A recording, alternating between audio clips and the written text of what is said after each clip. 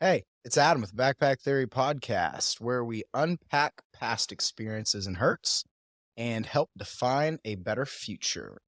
So, today I am going to talk a little bit about something that I've been working on intentionally here recently, and that is slowing down. What that may look like. Have you ever noticed whenever someone walks up to you that you haven't seen in a really long time and they engage in conversation?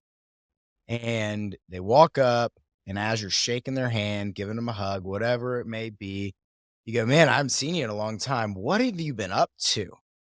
And almost the coined response is, "Oh, just so busy.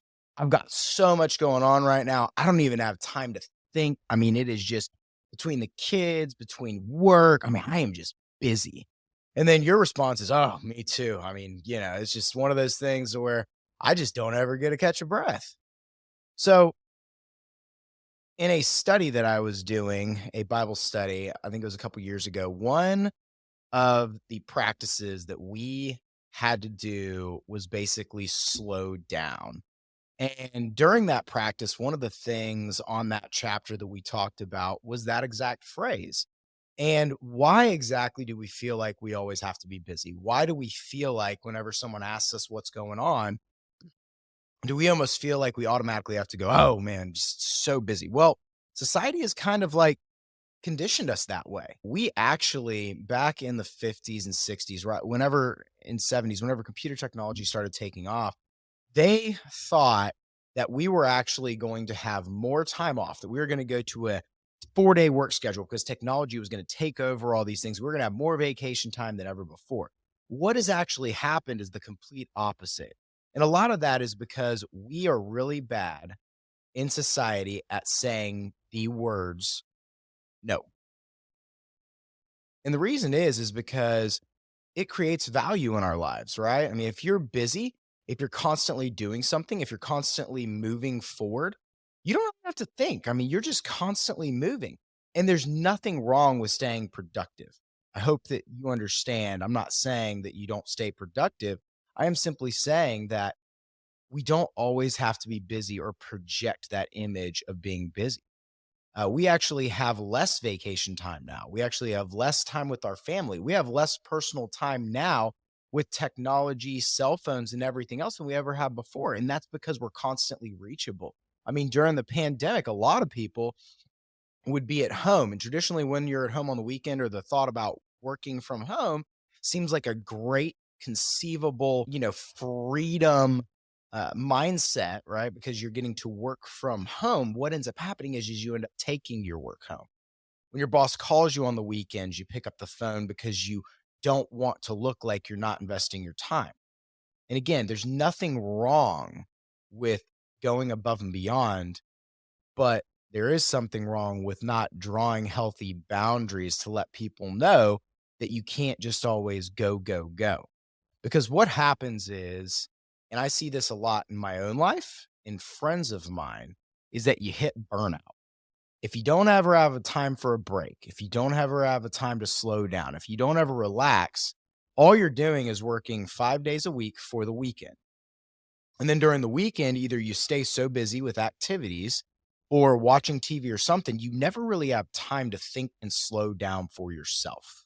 For me in my life, I was seeing this affect my daughter whenever it came to my interaction with her, because I would always be ready for a phone call, always ready for something. Like my intentional time with her, I didn't have boundaries there. Whenever it came to my wife, the intentional boundaries, whenever it came to making sure that when I was present, that I was present with her, that was something to take a hit.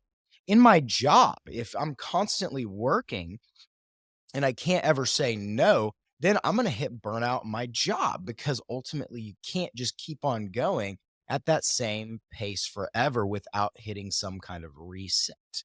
And so, how do you slow down? Because clearly it is absolutely impossible for us to actually create more than 24 hours in a day.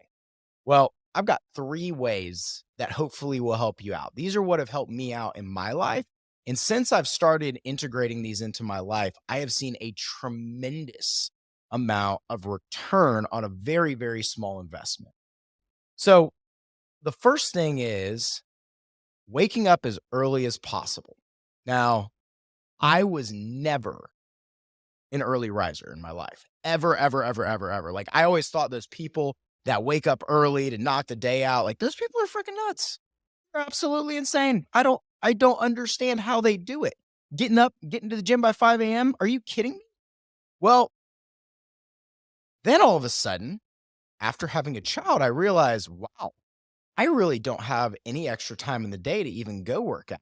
And so one of my old clients actually suggested to me to read a book by Robin Sharma called 5 a.m. Club.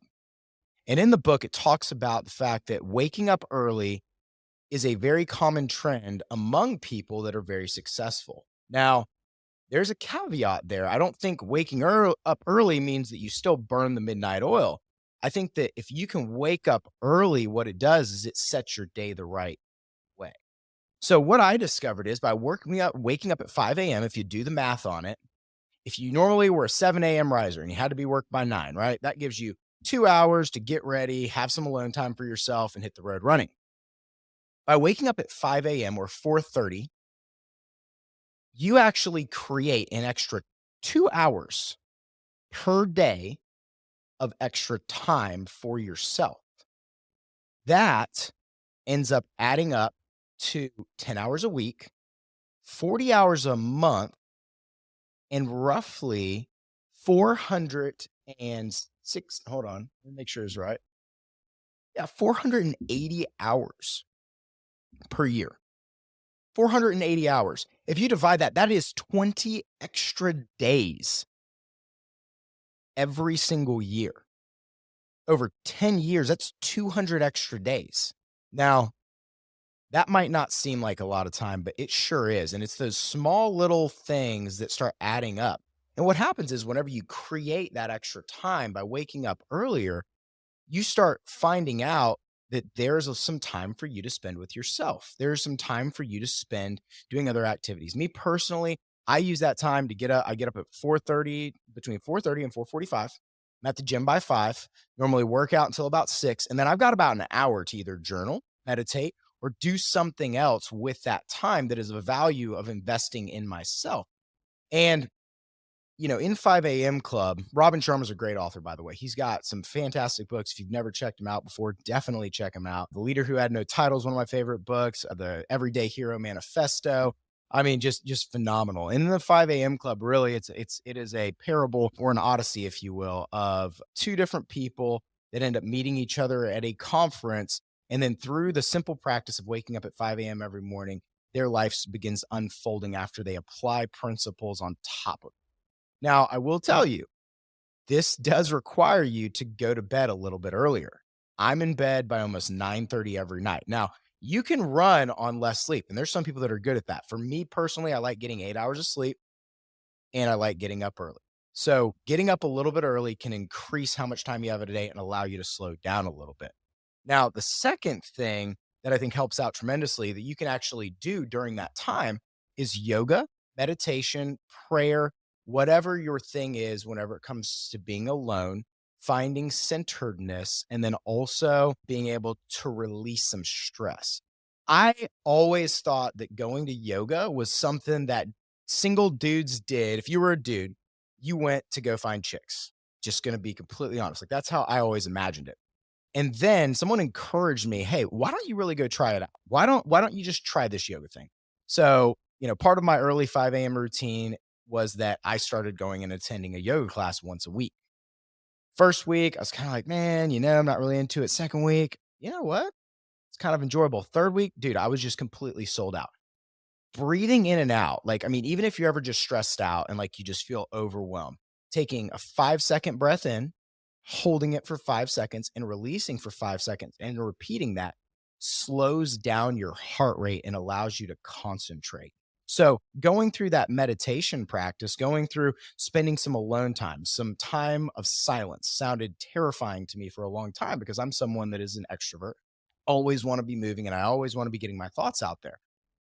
But what happens is whenever you take that time for yourself and you're very intentional about it, it is amazing how much less stress you have how much more that you can think through things and how much more calculated the rest of your day can go just by taking some time and spending it on meditation and reflection, because all of us need, and that is a great tool whenever it comes to just slowing down your pace of speed every single day. And you will be amazed if you do that, how much more you find in those moments of where you're tempted to just stay busy, busy, busy. You're able just to slow down mentally a little bit.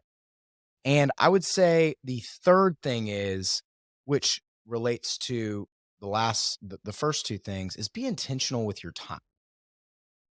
What I mean by that is it is okay to say no. I know that especially in the millennial and, Gen Z mindset, it's YOLO, right? Like or FOMO, like your fear of missing out, or you only live once. Like there's all of these statements that we've bought into, which is basically like, dude, I got to grind. Dude, I got to get this done. I mean, in my 20s, I really thought that I hadn't achieved anything in my life while I was in those moments, because in my mind, I wasn't working enough. I wasn't grinding enough. I hadn't gotten where I wanted to go. And I spent so much of that time just like in this rat race where basically I would constantly be saying yes to everything with no regard of my personal time and personal peace. And, I don't regret any of that because I learned a lot, right? If I look into my backpack and I look at a lot of those bricks that I've held on to, or that maybe I'm still working on resolving, I'm kind of unpacking them, looking at them and sorting through them. That would be one of those, looking back at that time and being okay with the fact that like I spent so much time on things that really didn't pay off an investment right now. But at the same time, if I hadn't done those things, I would not be the person I am today. So it's okay to say yes, but only whenever you've taken that time that you need for yourself and you've set that aside first. Because if you're intentional with your time, if you value your time, other people will value your time. And that is a great way to make sure that you aren't stacking your schedule with things just to stack your schedule with things. I have a really good buddy of mine, and he actually told me that he would, you know, he went through a separation, he went through a divorce, and through that divorce, he ended up figuring out that he had a bunch of spare time. And so what he started doing is he basically just started scheduling meeting after meeting after meeting after meeting after meeting after meeting after meeting so that he never had to be alone. He never had to slow down. And what happens is when we stay that busy, we don't take the time and we don't have the opportunity to clearly think through what we're going through, process what we're going through. If you're going through a hard time, grieve about what you're going through, because we're staying so busy and so stimulated that we don't even have an opportunity to process what is going on. And the only way to progress in a healthy manner is to be able to process. Now, there are some people that I know that just go a million miles an hour and they just don't give themselves time to think. And some people claim that that is the best thing for them. And they claim that that is like just the way their brain works and they just go, go, go. And so if you're one of those people, more power to you. I'm just speaking to people that might feel overwhelmed. They might feel like their time is just slipping by and that they're not getting much out of the time that they're spending investing. That's who I'm speaking to, because that's where my life was at. That's where my life is still struggling. I still struggle with staying busy and being able to say no to people. But the more intentional I am with my time, the more that I build in these routines and the more that I make sure that I have healthy boundaries in place that prevent me from, just saying yes to everything, the more peace that I find. Because ultimately, isn't that what we all want? I mean, realistically, isn't what we're all looking for, beyond the money, beyond fame, beyond success, beyond whatever other people view us as, isn't ultimately what we want is peace?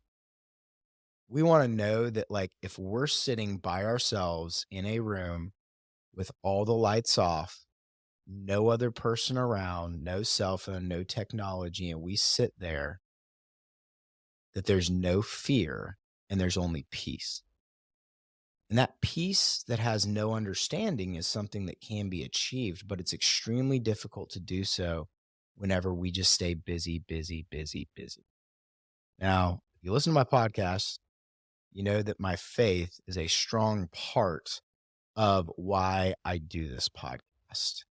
And so, the fourth thing that I will say, regardless of what your religious beliefs are, okay, regardless of who you believe in, whatever it may be, if you're trusting in God and you are trusting that there is a larger purpose for you, and you are trusting that, regardless of how busy you are or not busy you are, that you have value, you will find peace. And by taking these steps to slow down in life, by taking these steps to not rush, what it will do is it will provide you with much more peace, much more inner reflection, and ultimately much more purpose in life. And so I encourage you today, if you hadn't thought about slowing down, next time someone walks up to you and they ask you, "What have you been up to? I haven't seen you in forever." Before just responding and saying, "I've been busy," take a second, think about it, take a deep breath, and be transparent. And I hope what comes out of your mouth is not, "I'm busy." I hope that what comes out of your mouth is true purpose and peace. Because by you showing true purpose and peace and showing something beyond just being busy to another person, it creates a chain reaction. And that's where goodness and that's where grace and that's where transparency and healthy relationships are formed. Thanks for tuning in this week for the Backpack Theory podcast. Hope you got something out of it. I've got some more guests going to be coming up in the next month or so. Next week, I'm actually going to be out of pocket, family vacation in Florida. But if you have any comments, if you got any concerns, or if you have a topic that you really would love to hear me go over and kind of share about, what I've gone through or other people, reach out to me and let me know. So thanks again. Have a great rest of your weekend. And thanks for tuning in to the Backpack Theory podcast.